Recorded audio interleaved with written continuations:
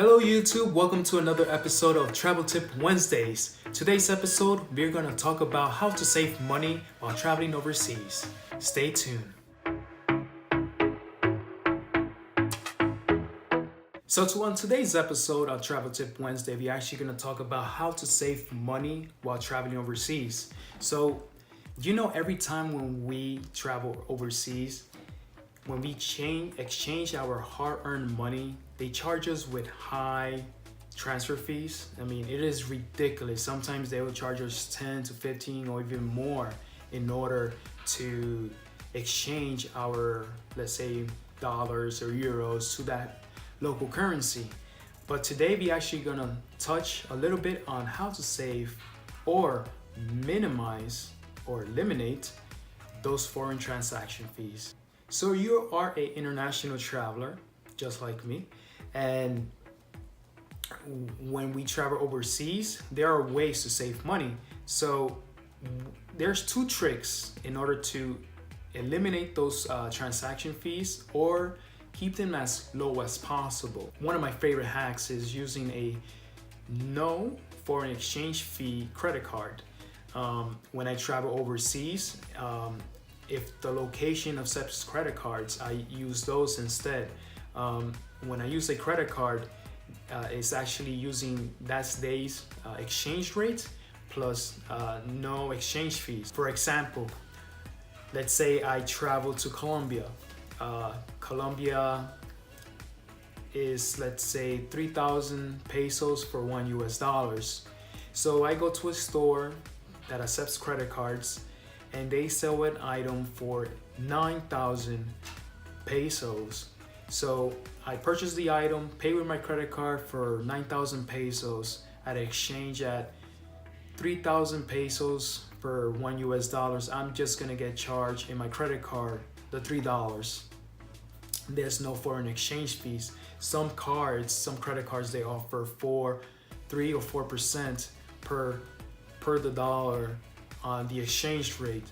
So if you go on a credit card with 0% exchange rate, you're gonna save a bunch of money. Some example of these cards are all the Capital One's credit card, Bank of America travel card, also a Discover card, and TD Bank cashback credit card. Those cards that I know of, they offer free foreign transaction fees with the no annual fees. Yes, most of the credit cards that has an annual fee, they automatically don't have a foreign transaction fees. Most of the premium credit cards out there. For those debit card users, they're actually good news for you.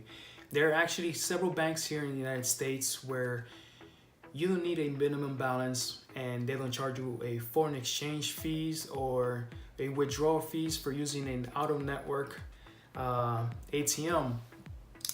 Two banks that I know here in the United States, there is actually a bank called Schwab Bank that they don't charge these fees when you're using your debit card overseas or withdrawing money from a foreign ATM.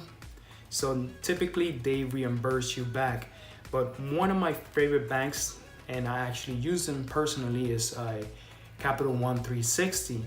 When I travel overseas and withdraw money from an ATM, depending on the ATM or the owner of the ATM, if the owner doesn't charge me for an out-of-network withdrawal, it's actually free for me. Capital One will not charge me for withdrawing money from an out-of-network, and there is no foreign transaction fee neither.